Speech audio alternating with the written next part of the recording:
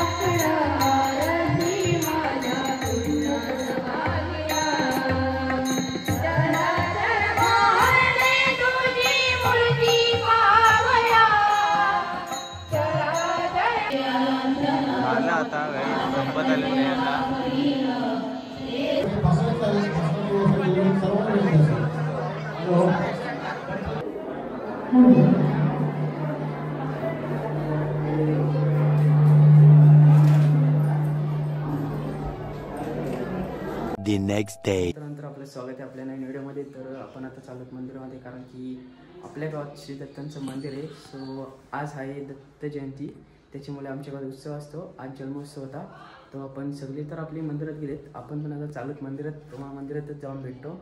Continue करा आपल्या ब्लॉगला. जर कोण नवीन असेल तर सबस्क्राईब करा, लाईक करा आणि जास्तीत जास्त शेअर करा.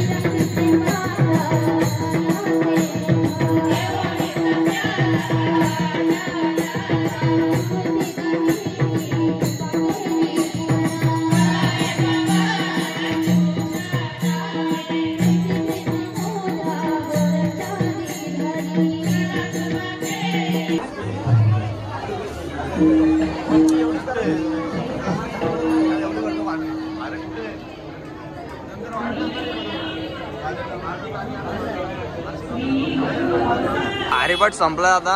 अरे शिकडे दर्शन घ्यायला झालं आणि आमच्या वहिनी पण आहे तिथं दर्शन घेण्यासाठी लागलं. बघू शकता किती लाईन आहे. तुम्ही जा पुढे. चला आपण पण आतमध्ये जाऊया दर्शनासाठी. चल ये काय गर्दी आता झाली ती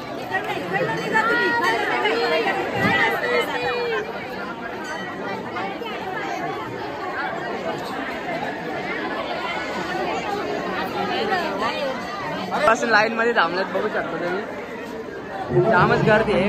आपण बघू शकता इथे. मित्रांनो आता आपला सौरभ भाऊ आपल्या तनय भावाची मुलाखत घेतील तर ते पण बघा तुम्ही. तर सौरभ भाऊ द्या मी कॅमेरा धरतो तर तुम्ही त्यांची मुलाखत घ्या असं मला वाटतंय. आपल्या ज्या भाऊ आहेत त्यांना वेगळे याचं खूपच मोलाचं सहकार्य आहे. ज्या दत्त जन्मोत्सवाचा कार्यक्रम झाला ते गेले 13 ते 14 दिवस. आजचा 14 दिवस आहे. गेले 13 दिवस तो सकाळी दररोज सकाळी 4:30 वाजता उठून पकवाज असेल किंवा तबला असेल तो वाजवण्यासाठी उठून येतो सकाळी. त्याची खूप अशी मेहनत आहे. कालचा दीपोत्सवाचा कार्यक्रम होता त्यात सुद्धा त्यांनी खूप अशी मेहनत केली आहे.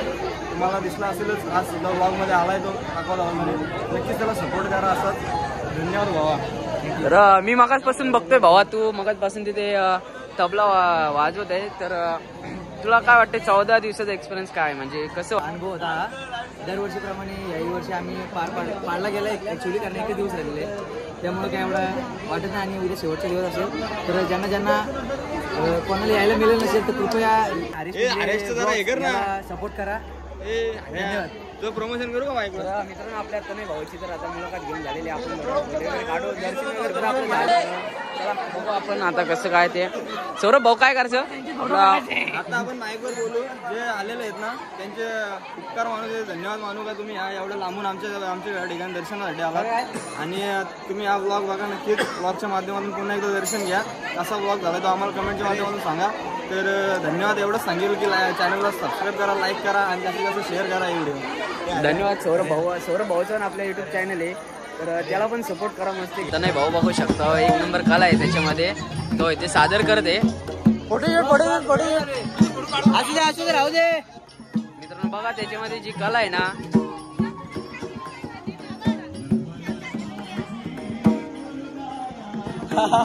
आणि आपला भाऊ आलाय सनी. जाम लांबून आलाय भावा. चांगलं झालं तर आलेलं आहे. जाम लांबून आलाय. सगळ्यात पहिली उपस्थिती त्याची आहे गे. आपला चैतन्य भाऊ येते तर आपल्या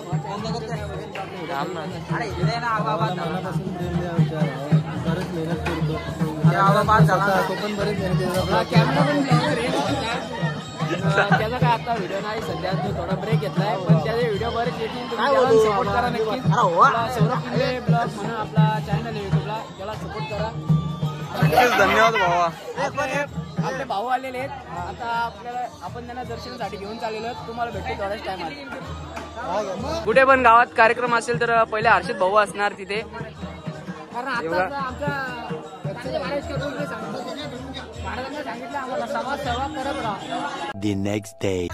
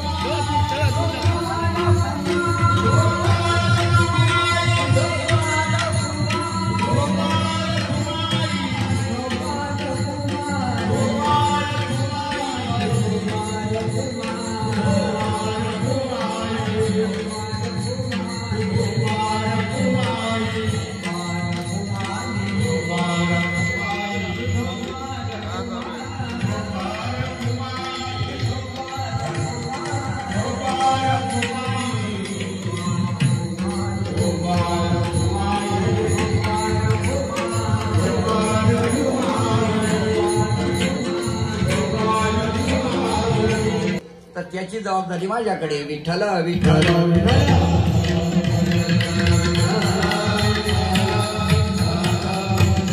आता हा नरदेह आपल्या हातामध्ये आलेला आहे. न लक्षात आलं का? अनंत जन्मीचा शेवट पाहता नरदेह हाता आला तुझ्या. तुम्ही जरा